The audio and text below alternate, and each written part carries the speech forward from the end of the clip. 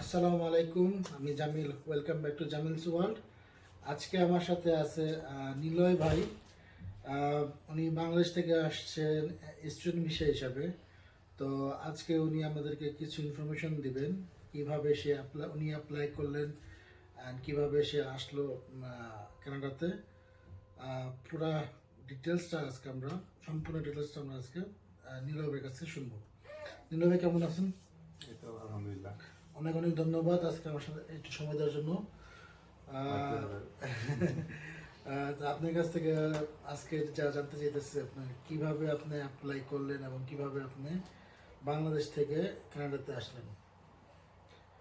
Actually Canada government প্রতি বছর মানে সারা পৃথিবী থেকেই অসংখ্য স্টুডেন্ট কানাডাতে করে ইনভাইট করে, মানে যদি কেউ আসতে চায় কিছু নির্দিষ্ট যোগ্যতা লাগে আসার জন্য।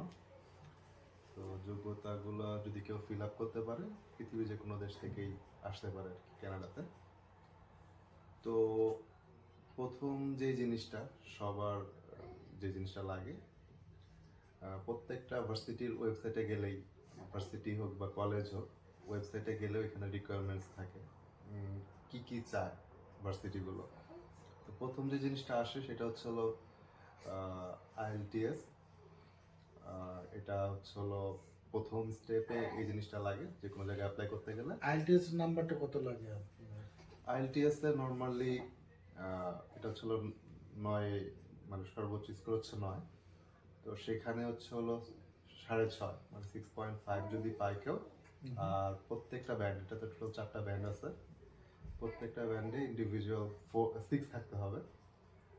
অল টুগেদার 6.5 হলেই, মানে এটা নর্মালি বেশিরভাগ ভার্সিটি কলেজগুলোতে অ্যাপ্রুভ করে। সাবজেক্ট ওয়াইজ এটা হচ্ছে হলো বেশি হয়, বাট 6.5-এর নিচে নর্মালি ক্যানাডাতে কোনো জায়গাতেই অ্যাপ্লাই করা যায় না। এটা হচ্ছে হলো প্রাথমিক যে জিনিসটা লাগে সেটা। আর ক্যানাডা আসতে গেলে নর্মালি এইচএসসি করার পরপরই মানুষ আসতে পারে। তবে ব্যাচেলর করা থাকলে পরবর্তীতে কিছু এক্সট্রা ফ্যাসিলিটি পাওয়া যায়, সেটা হচ্ছে হলো পড়াশোনার পরের ব্যাপার। বাট নর্মালি এইচএসসি করে আসলে, এখানে আসলে নর্মালি অনার্স থেকে শুরু করা লাগে বা কলেজ করা লাগে। অনার্সটা নর্মালি 3 থেকে 4 বছরের কোর্স হয় এবং এখানে যেহেতু টিউশন ফি অনেক বেশি, তো সেক্ষেত্রে কেউ যদি ব্যাচেলর কমপ্লিট করে আসে তার জন্য সুবিধা হয় যে হয় মাস্টার্স করবে, মাস্টার্স প্রোগ্রাম করলো, অথবা কলেজে ভর্তি হইলো। সেই ক্ষেত্রে মানে 2 বছর পড়াশোনা। তো যদি কারোর, যেহেতু এখানে পড়াশোনা অনেক এক্সপেন্সিভ, তো সেহেতু হচ্ছে হলো মানে কোর্সটা যদি একটু শর্ট হয়, সেই ক্ষেত্রে হচ্ছে হলো ফিনান্সিয়ালি হয়তো প্রেশারটা খুব একটা বেশি পড়ে না শর্ট বলতে আপনি কত শর্ট বুঝাইতেছেন?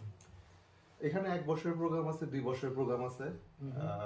আর যদি কেউ ব্যাচেলর করে সেটা 3 থেকে 4 বছরের প্রোগ্রাম হয়। তো সেই ক্ষেত্রে হচ্ছে হলো এখানে মানুষজন আরেকটা জিনিস প্রিফার করে যে অ্যাটলিস্ট 2 বছরের প্রোগ্রাম নেওয়ার চেষ্টা করে। সো সেটা হলে যেটা হয়, এখানে পড়াশোনা শেষ করার পরে গভর্নমেন্ট একটা সুযোগ দেয় যে আমি যে পড়াশোনা করলাম সেটাকে আমি 1 বছর বা 3 বছর ওয়ার্ক পারমিটের সময় থাকে, আমি আমার পড়াশোনাকে আমি হচ্ছে হলো প্রফেশনাল একটা এক্সপিরিয়েন্সের সুযোগ হিসাবে কাজে লাগায় আমি কাজ করলাম।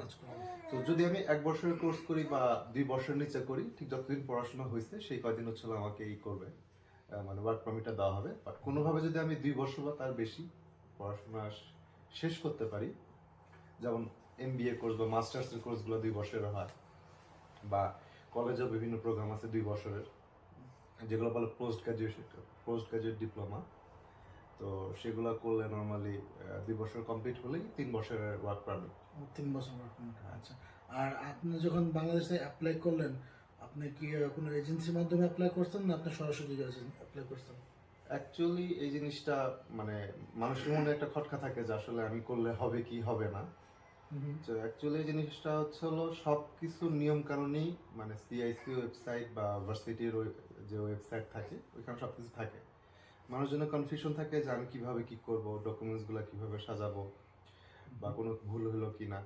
আর আরেকটা ব্যাপার আছে হচ্ছে হলো সবচেয়ে যেটা ইম্পর্টেন্ট ভিসা হওয়ার ক্ষেত্রে, সেটা হচ্ছে হলো এসওপি, মানে স্টেটমেন্ট অফ পারপাস, মানে আমি কি পারপাসে কানাডা আসতে চাচ্ছি। তো আমি পড়াশোনা শেষ করছি বা পড়াশোনা শেষ করার পর আমার কোনো গ্যাপ আছে কি না, সব কিছু মিলা, তারপরে আমি এখানে যাওয়ার পরে কিভাবে পড়াশোনা করব, ওইখানে আমি পড়াশোনার পাশাপাশি কিছু করব কিনা, পড়াশোনা শেষ করার পর আমার চিন্তা ভাবনা কি, ঠিক আছে, আমার ফিনান্সিয়াল সাপোর্ট কিভাবে আমি নিচ্ছি, বা আমার কাছ থেকে নিচ্ছি নাকি নিজের সেভিংস, বা আমি কিভাবে কি করব, টোটাল একটা স্টেটমেন্ট দেওয়া লাগে। তো এই জিনিস সবচেয়ে কনফিউজিং যে আমি কিভাবে লিখবো। তো এটার জন্য কিছুই আছে, মানে স্ট্রাকচার অনুসারে, মানে ওয়ান বাই ওয়ান একটা একটা করে কোশ্চেনগুলোর অ্যান্সার ফিল আপ করলে টোটাল এসওপি যেটা ওটা ক্রিয়েট করা যায়। তো এই জিনিসটা কনফিউশন থাকার কারণে অনেকে এজেন্সিতে যায়, আবার যারা একটু মোটামুটি জিনিসগুলো বুঝতে পারে তারা নিজেরাও করে। তো তো এজেন্সির কাছে যাওয়া ভালো না নিজে নিজে করা, কোনটা এখন prefer করেন? সেই ক্ষেত্রে অনেকে আছে যে হচ্ছে হলো এজেন্সিতে যে এক্সট্রা চার্জ, ওরা তো একটা চার্জ করে ওদের অবশ্যই চার্জ personal করবে, হিসাবে। কারণ তা তো এমনি বসে নাই। হ্যাঁ, তো ওরা অনেকে চিন্তা করে যে এই খরচ যেহেতু সে নিজেই সবকিছু বুঝতেছে, ওরা নর্মালি করে না, এজেন্সির কাছে যায় না। যেমন আমার পরিচিত একজনই আছে, সে সবকিছু নিজে করছে, তার ভিসাও হয়েছে, জাস্ট নিয়ম ফলো করে করে সবকিছু আগাইছে এবং তার হয়ে গেছে। তো দেখা যাচ্ছে যদি কারো কনফিউশন থাকে, আমার কাছে মনে হয় যেন মানে তারা এজেন্সিতে যেতে পারে। এখন বাংলাদেশে অনেক এজেন্সি আছে যারা কানাডার জন্য কাজ করে। তো নর্মালি গুগলে সার্চ দিলেই ওইখানে দেখার সুযোগ আছে যে কাদের রেপুটেশন কিরকম, কারণ এখন তো গুগলে রিভিউ দেয় মানুষ। রিভিউ দেয়, হ্যাঁ, রিভিউটা অনেক কাজ করে। সো ভালো রিভিউ থাকলে তাদের কাছে যাইতে পারে। ঢাকাতে বা প্রত্যেকটা, আমার কাছে মনে হয় প্রত্যেকটা জেলা বা ডিস্ট্রিক্টে অনেক এজেন্সি আছে যারা কানাডায় স্টুডেন্ট ভিসার জন্য কাজ করতেছে। তো সেইভাবে আর কি যোগাযোগ করে ট্রাস্টেড বা স্বীকৃত কারোর কাছে যে তারা হয়তো হেল্পটা নিতে পারে। বাট তারা শুধু সবকিছু গোছা দিতেই সাহায্য করবে, বাট নিজের অনেক কিছুই করা লাগে। যেমন নিজের ডকুমেন্টস প্রসেসিং, হয়তো এজেন্সিগুলো হচ্ছে নোটারি টোটারি করা, সেগুলোতে হেল্প করে। বাট বাদ বাকি মানে মোটামুটি 90% জিনিসই নিজেরটা নিজের করা লাগে। নিজে কথা বুঝতে পারছি। আর খরচটা কিভাবে, কেমন পড়ে, খরচটা কিভাবে করে? খরচটা বলতে হচ্ছে এজেন্সিতে একটা ফি নেয় যদি কেউ এজেন্সিতে যায়। আর নিজে করলে যেটা খরচ সেটা হচ্ছে আমি ভার্সিটিতে প্রথমে যেটা আর কি, আমি ভার্সিটি থেকে তো আমার অফার পেতে হবে, তো প্রথমে আমি আইএলটিএস পরীক্ষা দিলাম, সেটার জন্য মনে হয় বাংলাদেশে এখন 18 থেকে 19,000 টাকা, আমি ভুলে গেছি কারণ আমি মোটামুটি। At least like 20,000 ধরে। আচ্ছা হ্যাঁ, মানে 20,000 ধরে। ধরে রাখলাম 20,000 টাকার মতো খরচ হয় আইএলটিএস এর জন্য, পরীক্ষা দেওয়ার জন্য, এটা পরীক্ষার ফি। তো আইএলটিএস দেওয়ার পর এরপরে যে খরচটা আসে আমার মোটামুটি ভার্সিটিতে অ্যাপ্লাই করার জন্য যে আমার যে রিকোয়ারমেন্টস, আইএলটিএসটা দিলে মোটামুটি অ্যাপ্লাই করার মতো, মানে অফার লেটার পাওয়ার জন্য অ্যাপ্লাই করা যায়। আচ্ছা, তো সেটা রেডি হয়ে গেল। তো ওইটার জন্য, অফার লেটারের জন্য মোটামুটি $50 থেকে $100 বা $150 মতো, ডিপেন্ড করে আমি কলেজে করতেছি নাকি ভার্সিটিতে করতেছি। তো এটা আপনি ধরে রাখেন 50 থেকে 100, 150 এর ভিতরে হচ্ছে হলো অ্যাপ্লিকেশন ফি চার্জ করে। আচ্ছা, বাংলা টাকায় যেটা মোটামুটি 7-8 হাজার টাকা, 9,000 টাকা। হ্যাঁ 4,000 টাকা থেকে 9-10,000 টাকা পর্যন্ত এর ভিতরেই হয়ে যায় আর কি। আচ্ছা, 10,000 টাকাই ধরুন, হ্যাঁ, 30,000 গেল। ওইখানে গেল। এরপরে যেটা খরচ আছে সেটা হচ্ছে যে আমার হচ্ছে নোটারি করতে কিছু খরচ আছে। তারপরে ভার্সিটি থেকে যদি অফার লেটার পেয়ে যায় আর কি, অফার লেটার পেয়ে গেলে তখন হচ্ছে হলো ভার্সিটিতে টাইম দেয়, অফার লেটারের সাথে টাইম থাকে যে অমুক সময়ের ভিতরে আপনাকে টিউশন ফি পে করতে হবে। তো টিউশন ফিও বর্তমানে, আমি তো এখন অন্টারিওতে আছি, তো অন্টারিওর ভিতরে টিউশন ফি নর্মালি 7.5 থেকে 10,000 টাকা পর্যন্ত হয় কলেজগুলোতে। ফার্স্ট সেমিস্টার, ওয়ান সেমিস্টার, একটা সেমিস্টারের ফি, বছরে আপনি 3টা সেমিস্টার করতে পারবেন, তো 4 মাসে একটা সেমিস্টার। তো প্রতি সেমিস্টারে হচ্ছে 7.5 থেকে 10,000 পর্যন্ত যায়, ডিপেন্ড করে। কলেজ হলে 7.5 থেকে 8 মতো যায়, আর ভার্সিটি হলে 10 পর্যন্ত যায়, অনেক ক্ষেত্রে একটু বেশি ডিপেন্ড করতেছে। এটা আরেকটা জিনিস ডিপেন্ড করে হচ্ছে আমি কোন ভার্সিটিতে করতেছি, কারণ সব ভার্সিটির খরচ একরকম না। না, এটা তো হ্যাঁ। যেমন আপনি যদি টরন্টোর ভিতরে কোনো ভার্সিটিতে অ্যাপ্লাই করেন, সেক্ষেত্রে খরচটা অনেক বাড়ে। আবার একটু সাইড সিটিতে গেলে সেই ক্ষেত্রে খরচটা আরেকটু কমে। তো তারপরেও ভেরিয়েবল যে মানে ধরে রাখতে হবে আমার খরচটা 7.5 থেকে 10,000-এর ভিতরেই হবে। $10,000। হ্যাঁ, $10,000। বাংলাদেশি টাকায় মনে করেন যে 65 লাখ। আহ, না, না 6.5 লাখ। 6.5 লাখ 6.5 লাখ থেকে 6.5 লাখ 7 লাখ মানে যদি ম্যাক্সিমাম আর কি 6.5 থেকে 7 লাখ 7 পার লাখ। সেমিস্টার। তো 7 লাখ প্লাস আপনার তো বছরে টিউশন ফি নর্মালি সেই হিসাব করলে মোটামুটি ম্যাক্সিমাম হয়তো 20 থেকে 21 লাখ টাকা হবে। আচ্ছা বছরে 21 লাখ টাকা তো 21 লাখ হ্যাঁ, টাকা কেউ যদি সাপোজ মাস্টার্সের পারপাসে আসে 2 বছরের কোর্স, মাথায় রাখতে হবে আমার 2 বছরের খরচ, মানে টোটাল 4টা সেমিস্টার হয়। তো 4 সেমিস্টার হচ্ছে হলো মোটামুটি 28 লাখ টাকার মতো। মোটামুটি হচ্ছে হলো এর ভিতরেই হয়ে যাবে পড়াশোনা। তো এই ক্ষেত্রে অনেকেই হয়তো চিন্তা করে যে এখানে আসার পরে আমি কি আবার টিউশন ফি তুলতে পারবো কিনা। এটা একটা কনসার্ন থাকে অনেক স্টুডেন্টেরই। অনেকে হচ্ছে হয়তো পুরো ফ্যামিলি থেকে সাপোর্টটা পায়। তো আসলে সবখানেই মানে স্টুডেন্ট অবস্থায় বৈধভাবে কাজ করে পুরো টিউশন ফি তোলা পসিবল না। এখানে হয়তো সে আসার পরে নিজের লিভিং কস্ট যেটা, এখানে 20 আওয়ার কাজ করতে হয়, এটা তো লিভিং হ্যাঁ, কস্টের জন্য, এখানে এটা তো প্রতি সপ্তাহে একটা টিউশন ফির স্টুডেন্ট জন্য করতে পারবে না। প্রতি সপ্তাহে একটা স্টুডেন্ট বৈধভাবে 20 ঘন্টা কাজ করতে পারে। 20 আওয়ার্স। তো 20 ঘন্টা কাজ করলে মাসে সর্বোচ্চ হয়তো 800 থেকে 1200 টাকা ইনকাম করা যায়। দেখা মানে কত টাকা পার ঘন্টায় পাচ্ছে সে সেটার উপর ডিপেন্ড করে। সো নর্মালি একটা মানুষের মাসিক খরচ, নিজের বাসা ভাড়া, এখানে বাসা ভাড়াটা অনেক এক্সপেন্সিভ, যদি শেয়ারডও থাকে বাসা ভাড়াটা অনেক এক্সপেন্সিভ। এখানে মূলত মূল খরচটা শেষ হয় মানুষের। পাশাপাশি খাবার খরচ, ফোন বিল, এখানে ফোন বিলটা অনেক বেশি, মান্থলি একটা ভালো একটা অ্যামাউন্ট দেওয়া লাগে। তো মাসে একটা স্টুডেন্টের 800 থেকে 1000 টাকা খরচ যায় এক্সট্রা, মানে হচ্ছে লিভিং কস্ট। Living cost. তো সে যদি পার্ট টাইম কাজ করে, সপ্তাহে 2 দিন থেকে 3 দিন 20 ঘন্টা যদি কাজ করে, তো সেই ক্ষেত্রে হচ্ছে হলো তার হয়তো মানে লিভিং কস্টটা সেটা উঠে আসে। এখন কেউ যদি চিন্তা করে আমি এখন লিভিং কস্ট হলো, এখন টিউশন ফিও আমি সঞ্চয় করব, এটা আসলে too tough. How it is possible, how it is possible. হয়তো অনেকেই করে, আবার অনেকে ফ্রাস্ট্রেটেড হয়ে পড়াশোনা ছেড়ে দেয়। হ্যাঁ। তো অনেকে 50% বাসা থেকে আনে বা 60% আনে, আবার অনেকে পুরোটাই বাসা থেকে আনে। তো Depend. প্রথম সেমিস্টারের টাকাটা একটা স্টুডেন্ট দিয়ে আসে কানাডায়।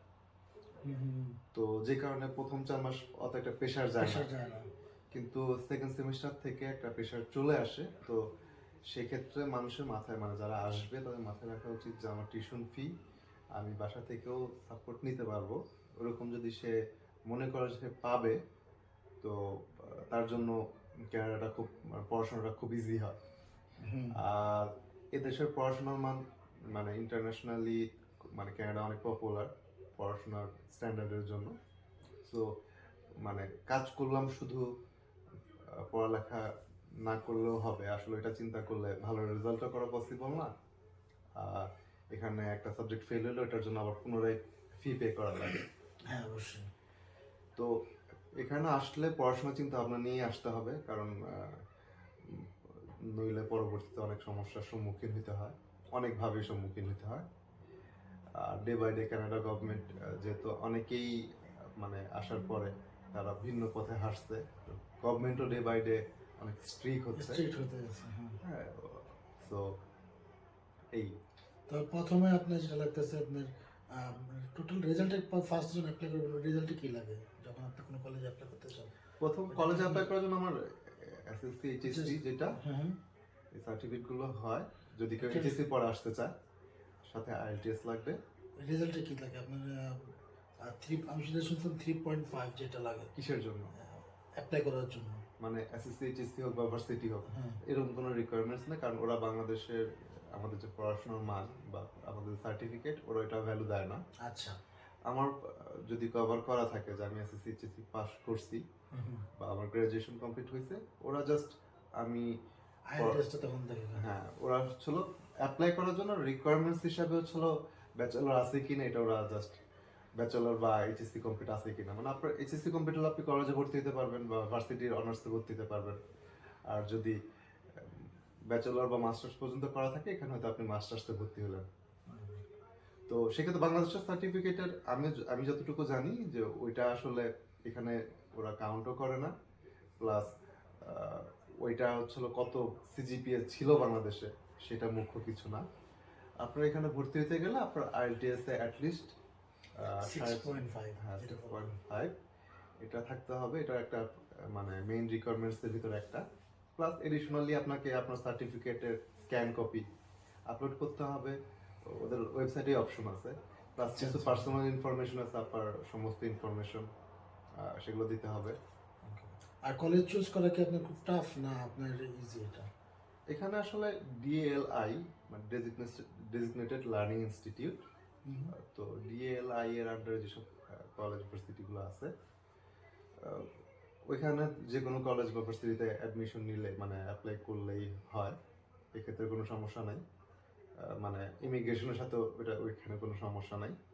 তবে সবচেয়ে ভালো হয় নর্মালি হচ্ছে কলেজে অ্যাপ্লাই করলে ভিসা খুব একটা হয় না আমাদের বাংলাদেশের জন্য। আমি কলেজে দেখছি অ্যাপ্লাই করলে ভিসা হয় না? হয় না, আমি দেখছি আমার অনেক ক্লাসমেটই ছিল যারা হচ্ছিল কোরিয়া বা জাপান বা চায়না, তাদের ক্ষেত্রে খুব একটা সমস্যা নেই। কিন্তু আমাদের বাংলাদেশ, আমি জানি না ইন্ডিয়ার কি অবস্থা, বাংলাদেশের জন্য আমরা যদি কোনো কলেজে অ্যাপ্লাই করি নর্মালি ভিসাটা অ্যাপ্রুভ হয় না। তো এই ক্ষেত্রে হলো ভার্সিটিগুলোতে অ্যাপ্লাই করলে ভালো। আর এগুলো সিলেক্ট করা খুব কঠিন না। ফেসবুকে গেলে অনেক গ্রুপ পাওয়া যাবে, কানাডিয়ান মানে কানাডা বেসড কিছু স্টুডেন্ট গ্রুপ আছে। তো ওইখানে গেলে অনেকেই নিজেদের এক্সপিরিয়েন্স শেয়ার করে।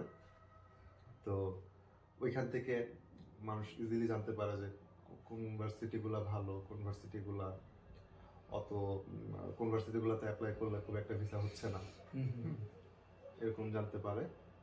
তো ওইখানে যারা আছে তারাও অনেক হেল্পফুল। আবার কেউ যদি এজেন্সিতে যায় তারাও হেল্প করে। অ্যাপ্লাই করার জন্য কোন কোন হ্যাঁ, university-তে? ওরাই হচ্ছে হলো অফার লেটারের জন্য অ্যাপ্লাই করে, অফার লেটার পাওয়ার পর ওইটা দিয়ে ভিসার জন্য অ্যাপ্লাই করে। তো এই হচ্ছে হলো মোটামুটি বেসিক আর কি। আর অ্যাপ্লাই আপনি কলেজ থেকে পান কি বলে এটাকে আপনার কলেজ থেকে লেটার পাওয়ার পরে, ভার্সিটি লেটার পাওয়ার পরে আপনি যখন অ্যাপ্লাই করবেন আপনার ভিসার জন্য, ওইটার প্রসেসটা কি?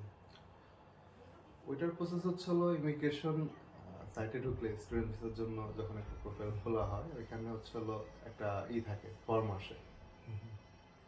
যখন একদম লাস্টের স্টেপে চলে আসা হয় এখানে একটা ফর্ম থাকে। ওই ফর্মের ভিতরে লেখা থাকে যে আমাদের হচ্ছে এই ডকুমেন্টসগুলো দরকার। যেমন ভার্সিটি অফার লেটার, এটা একটা ইম্পর্টেন্ট জিনিস। আপনার পাসপোর্ট, তারপরে মানে মোটামুটি বেশ অনেকগুলো ডকুমেন্টসই লাগে। অনেকে হচ্ছে হলো আমার মানে ফিনান্সিয়াল সাপোর্ট যেটা আর কি, এটাই সবচেয়ে বড় জিনিস। এটা তার মানে বেশি করে মানে খুব ইম্পর্টেন্ট জিনিসের ভিতরে প্রথম যে মেইন রিকোয়ারমেন্টসটা সেটা হচ্ছে ভার্সিটি অফার লেটার লাগবে এক। 2 নাম্বার হচ্ছে হলো ফিনান্সিয়াল সাপোর্ট, কারণ আপনি কানাডায় আসবেন, আপনার পড়াশোনা চালানোর মতো খরচ মানে খরচটা দেওয়ার কোনো অ্যাবিলিটি আছে কিনা সেটা ওরা ভেরিফাই করে। আমি বললামই আপনাকে যে স্টেটমেন্ট অফ পারপাস, সেটাও একটা ইম্পর্টেন্ট। মানে ওইখানে ডকুমেন্টস আপলোড করার জন্য মানে বেশ কিছু হচ্ছে অপশন আছে আর কি। আপনাকে ওই জিনিসগুলো দেখে দেখে ওই ডকুমেন্টসগুলো রেডি করে আপলোড করতে হবে। তো খুব বেশি কিছু লাগে না, বেশি টাফও না। বেশি টাফও না, বাট অনেকের জন্য যেটা টাফ হয় যে ফিনান্সিয়াল যে সাপোর্টটা, সেটা হচ্ছে হলো কত টাকা দেখাইতে পারবে। সবার অনেকেরই হয়তো অনেক সম্পদ আছে কিন্তু ক্যাশ টাকা সবাই সাথে হয়তো রাখে না। তো ক্যাশ টাকাও মোটামুটি অনেকদিন রাখা লাগে অ্যাকাউন্টে, 3 থেকে 6 মাস বা 1 বছর। যত বেশি লিকুইড মানি এটা তত ওদের জন্য ইজি হয়। এই কারণে ইজি হয় কারণ টিউশন ফিটা দেওয়ার সময় তো লিকুইড মানিটাই আমরা ইউজ করি। তো ওইটা একটা ব্যাপার। তারপর সাথে পাশাপাশি অনেকের সম্পদ দেখায়, বাংলাদেশে তার সামাজিক অবস্থা বা তাদের পরিবার কতখানি সচ্ছল সেটা বোঝার চেষ্টা করে ইমিগ্রেশন। তো সব ডকুমেন্টস যদি হচ্ছে ভ্যালিড হয় সেক্ষেত্রে কোনো সমস্যা হয় না। প্লাস স্টেটমেন্ট অফ পারপাস, ওইটাও যদি হচ্ছে রিজনেবল থাকে, যে তার কথার ভিতরে কোনো ইন্টেনশন নাই যে সে কানাডাতে স্টে করবে। ওরা যদি কোনোভাবে মনে করে যে আমার ইন্টেনশন হচ্ছে কানাডাতে স্টে করা, আমি এখান থেকে মুভ করবো না, সেক্ষেত্রে ওরা ভিসা দেয় না। কিন্তু eventually like end of the day আপনার কোর্স শেষ করে তারা তো কানাডি পিআর পাইতেই আছে, অ্যাপ্লাই করলে নো, নট লাইক দ্যাট। এটা এত ইজি না আমাদের জন্য। আমাদেরকে সুযোগ দেওয়া হচ্ছে।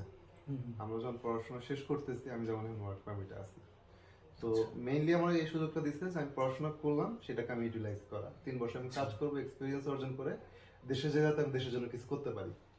সো এক্সপিরিয়েন্সের সুযোগটা মূলত এটা। এখন অনেকে চিন্তা করে যে পড়াশোনা করার পরে কানাডায় থেকে যাবে, হুম। এখন থেকে যাবে। এখন সেই ক্ষেত্রে হচ্ছিল কানাডা এক্সপ্রেস এন্ট্রি নামে একটা অপশন আছে, বাংলাদেশ থেকে মূলত যারা আছে এক্সপিরিয়েন্স ক্যাটাগরিতে। না মনে হয় যে আপনি আসলেন, তো আপনি স্টুডেন্ট বিষয়ে আসলেন, হুম। এখন আপনি ওয়ার্ক পারমিট বিষয়ে আছেন, রাইট? হুম। সো আপনি যদি পিআর অ্যাপ্লাই করতে চান তাহলে আপনি কি করবেন? আমি সেটাই বলতেছি। তো এক্সপ্রেস এন্ট্রি নামে যে হচ্ছে অপশনটা আছে, আমাদেরকে অ্যাপ্লাই করলে সেই অপশন দিয়েই করা লাগে। ওকে। তো সেই ক্ষেত্রে হচ্ছে যেই এক্সপ্রেস এন্ট্রির জন্য অ্যাপ্লাই করুক, এখানে একটা পয়েন্টসের ব্যাপার আছে। তো এখানে একটা ভালো একটা পয়েন্ট আসে হচ্ছে যাদের কানাডায় এক্সপিরিয়েন্স আছে।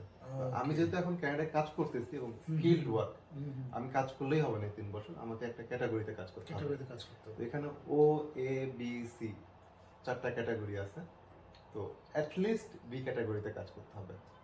ওকে। তো যারা মূলত ইঞ্জিনিয়ার, ডক্টর, প্রফেসর, তারা হয় এ ক্যাটাগরি, এ ও এই ক্যাটাগরিগুলোতে। আবার আরো আসলে স্কিল কিছু ওয়ার্ক আছে, যেমন সুপারভাইজার, টিম লিডার, ঠিক আছে, এগুলো হচ্ছে ক্যাটাগরি বিতে পড়ে। তো এরকম একটা এক্সপিরিয়েন্সে আমি যদি হচ্ছে অ্যাটলিস্ট 1 বছর কাজ করি এবং পাশাপাশি হচ্ছে আমার আইএলটিএস এর জিটি দিতে হবে। মানে যখন স্টুডেন্ট এখানে আসে তখন আইএলটিএস একাডেমিক দিয়ে আসে, বাট যখন এক্সপ্রেস এন্ট্রির জন্য অ্যাপ্লাই করে, সেটা বাংলাদেশ থেকেই হোক বা কানাডা থেকেই হোক, আমাকে আইএলটিএস দিতে হবে। এবং জিটি মানে জেনারেল ট্রেনিং, এই বেসে আমাকে আইএলটিএস দিতে হবে। এবং সেটার জন্য পয়েন্টস আছে। তখন কত পয়েন্ট লাগে? তখন হচ্ছে প্রভিন্স ওয়াইজ ডিপেন্ড করে। আপনি যদি মন্ট্রিয়াল, অন্টারিও হন, পয়েন্টস অনেক বেশি লাগে। আচ্ছা, ওই সময় ওইসব জায়গায় বেশি লাগে। এখানে যেরকম হচ্ছে পয়েন্টস বেশি তোলার জন্য, মানে এখানে যেহেতু ক্যান্ডিডেট অনেক, যেহেতু এখানে পপুলেশন ডেন্সিটি অনেক বেশি, সেহেতু কম্পিটিশনটাও অনেক বেশি এখানে। সো আপনার হচ্ছে ওনাদের সাথে যদি ড্রতে যদি আপনার নাম আসতে হয়, আপনি যদি ঢুকতে চান, আপনার পয়েন্টসটাও অন্যদের থেকে বেশি দিতে হবে, যেহেতু কম্পিটিশন বেশি। তো এই কারণে এখানে আইএলটিএস স্কোরটাও বেশি লাগে। যেমন একটা স্ট্যান্ডার্ড আছে যে IELTS A all together 7.5, but হচ্ছে মানে ইন্ডিভিজুয়াল 7.5, অল টুগেদারও হচ্ছে 7.5, এরকম একটা স্কোর আছে। আমি এখনো ওই যে 4টা সেকশন আছে, 4টা সেকশনই 7.5 করে পাইতে হবে। হ্যাঁ, অল টুগেদার আপনার অল টুগেদার 8, আর হচ্ছে ইন্ডিভিজুয়াল 7.5। 5। হ্যাঁ। ওকে। তো তার মানে দাঁড়াচ্ছে আমি মানে দুইটাতে আমার অবশ্যই 8 পাইতে হবে, একটা আর দুইটাতে হচ্ছে 7.5 পাইলেও হচ্ছে। আচ্ছা। সো টাফ, ওন্টারিওতে টাফ। কিউবেকে আবার ফ্রেঞ্চ ল্যাঙ্গুয়েজও জানা লাগে, ওইটার জন্য আলাদা মার্ক। হ্যাঁ, এটা ফ্রেঞ্চের জন্য আলাদা। হ্যাঁ। তো অ্যাকচুয়ালি প্রভিন্স ওয়াইজ জিনিসটা ইজি হয়, কিছু জায়গায় ডিফিকাল্ট হয়। তো এগুলো অনেক পরের ব্যাপার। নর্মালি এখন যেহেতু আমি স্টুডেন্ট ভিসা নিয়ে কথা বলতেছি, মানে আসলে যদি কারো চিন্তা ভাবনা থাকে পরবর্তীতে এখানে স্থায়ী হবে, তো সেটা তাদের পড়াশোনা শেষ করার পর তারা সেই ব্যাপারগুলো তো অটোমেটিকলি থাকতে থাকতে তারা এক্সপিরিয়েন্সড হয়ে যাবে। প্রাইমারি মানে আপনার কোশ্চেনটা ছিল যে তারা থাকতে মানে পিআর এর জন্য অ্যাপ্লাই করতে পারবে কিনা, অবশ্যই পারবে, যেহেতু 1 বছরের এক্সপিরিয়েন্স হলেই অ্যাপ্লাই করতে পারে।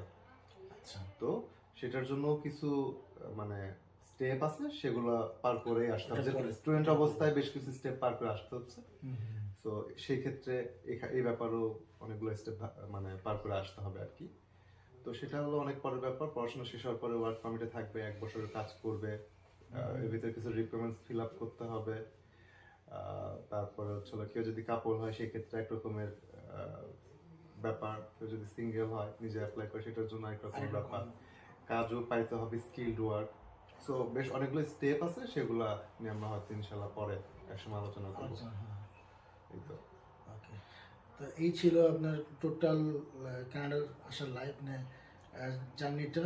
আপনি প্রথমে আইএলটিএস করলেন, কলেজ চুজ করলেন, অ্যাপ্লাই করলেন, তারপর ওখান থেকে অফার লেটার পাওয়ার পরে আপনার ভিসার জন্য অ্যাপ্লাই করলেন।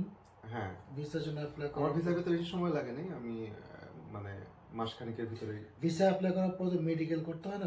ভিসা পর আগে মেডিকেলটা করতে হয়। আমার ক্ষেত্রে মেডিকেলটা করছিলাম পরে, বাট এখন শুনি অনেকে হচ্ছে আগেই মেডিকেলটা করে। তো এটা আসলে ইমিগ্রেশন যখন যেভাবে আপডেট করে। আচ্ছা, এটা ইমিগ্রেশনের ব্যাপার, হ্যাঁ। যখন যেমনি বলে অমনি। হ্যাঁ। আর পুলিশ ক্লিয়ারেন্স তো লাগে, পুলিশ ক্লিয়ারেন্স লাগে, তারপরে হচ্ছিল পাসপোর্ট আপডেট লাগবে, হ্যাঁ, তারপরে হচ্ছিল আইড্রেস দিতে গেলে তো পাসপোর্ট লাগেই। পাসপোর্ট লাগে, আইডি লাগবে। হ্যাঁ, তো যদি হচ্ছিল পাসপোর্টের মেয়াদ কম থাকে সেই ক্ষেত্রে হচ্ছিল পাসপোর্ট রিনিউ করে নেওয়া ভালো, যেহেতু সে এখানে 2 থেকে 3 বছরের ভিসা পাইতে পারে, সে কোন কোর্সে আসতেছে, তো সেই ক্ষেত্রে একটু নতুন পাসপোর্ট হইলে ভালো, তাহলে আর পরবর্তীতে রিনিউ করা লাগে না। অথবা পাসপোর্টের যতদিন মেয়াদ, যদি আমার পাসপোর্টের মেয়াদ 1 বছর হয় আর আমার কোর্সের মেয়াদ যদি 2 বছর হয়, আমি 1 বছর বেশি ভিসা পাবো না। তো সেই ক্ষেত্রে হচ্ছিল পাসপোর্ট নিউ হইলে ভালো, নিলে ভালো। সেক্ষেত্রে আর হ্যাসেলটা হয় না পরবর্তীতে। আচ্ছা। এই আর কি। ওকে। আর টোটাল খরচ আমাদের তো সবকিছু 1 বছরের জন্য যেটা লাগতেছে অলমোস্ট লাইক 1 বছরে 22 লাখ লাগতেছে আর কি, না, বাংলাদেশি টাকা না। 1 বছরে 2টা সেমিস্টার করা যায়, অনেকে চাইলে যদি চায় 3টা সেমিস্টারও করতে পারবে। 2টা সেমিস্টার করলে বাংলা টাকায় সর্বোচ্চ হয়তো 14 লাখে শেষ করতে পারবে। আর যদি কেউ যদি টানা কোর্স শেষ করতে চায়, সেক্ষেত্রে আমার ধরতে হবে 4 সেমিস্টারে, মানে আমি হিসাব করবো 4 সেমিস্টারে, বছরে হিসাব করবো না। বছর হিসাব করবেন 4 কারণ 2 বছরের কোর্স তো 4টা সেমিস্টার, 3 বছরের কোর্স তো 6টা সেমিস্টার। সো কানাডা এভাবে হিসাবটা করে, কারণ ওরা একটা ভ্যাকেশন দেয়।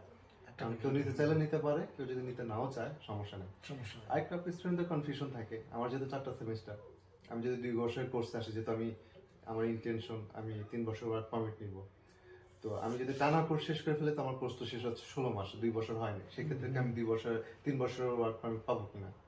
তো ব্যাপারটা হচ্ছিল কোর্স 2 বছরের, আমি চাইলে গ্যাপ নিতেও পারি, আমি যদি না চাই টানা শেষও করতে পারি। তো যদি কোর্সটা 2 বছর হয়ে থাকে, আপনি যদি 16 মাসে শেষ করেন, আপনার ওরা ইমিগ্রেশন কাউন্ট করবে হচ্ছিল আপনার কোর্সটা 2 বছরের, এবং আপনি যখন অ্যাপ্লাই করবেন তখন আপনি হচ্ছিল 3 বছরের ওয়ার্ক পারমিটই পাবেন। এটা open work permit. So Canada wide আপনি যে কোনো লোকেশনে কাজ করার অনুমতি থাকে আর কি। ওকে, থ্যাংক ইউ নীলয় ভাই আপনার সময় দেওয়ার জন্য। আপনি অনেক আপনাকেও মূল্যবান thank you. সময় দিলেন। আজকে আপনার ছুটি দিন ছিল, তারপর আপনি বেশি না ঘুমায় আপনি আসছেন, আমার সাথে সময় দিলেন, অনেক অনেক ধন্যবাদ। আপনাদেরকে অনেক ধন্যবাদ আমার সাথে থাকার জন্য, ভিডিওটি দেখার জন্য। কমেন্ট করে জানাবেন, এনি কনসার্নের জন্য আমরা হেল্প করব ইনশাল্লাহ। So till then, stay safe, stay home, see in the next video. আল্লাহ হাফেজ।